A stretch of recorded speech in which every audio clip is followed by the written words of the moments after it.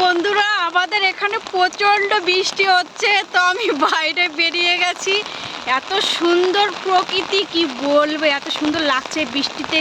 আমি পাহাড়ের এখানে চলে এসেছি, কেননা আমাদের এখানে ঝর্ণায় জল পড়ছে, এত সুন্দর লাগছে দেখতে, তাই তোমাদের কাছে একটু শেয়ার করছি। চলো চলো যাওয়া যাক।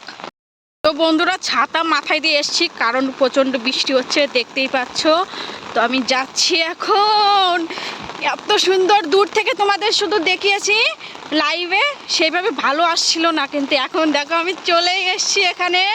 কত সুন্দর, কত সুন্দর, দারুণ। কিন্তু আমি একাই এসেছি, কেউ নেই যে রিলস ভিডিও বানাবো, সেরকম কেউ নেই, একাই আসতে হলো।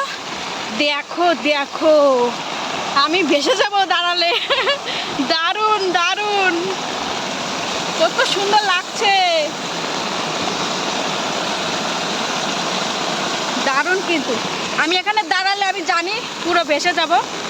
দেখো এই জলটা পুরো রাস্তায় গিয়ে রাস্তা পুরো ভেসে যাচ্ছে, বন্যা হয়ে গেছে পুরো। দেখো অবস্থা,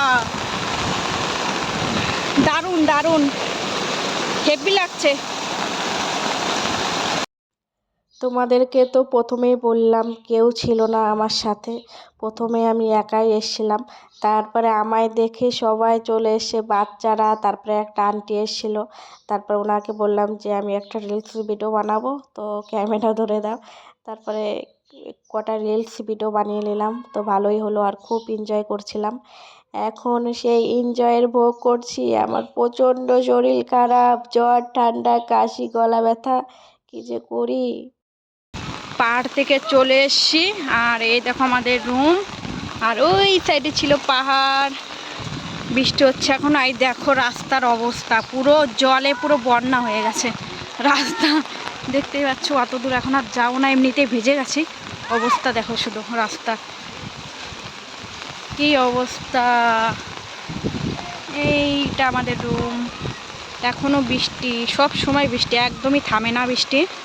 দেখো রাস্তার হাল কি। তো যাই হোক, বাড়িতে যাই, বাই বাই।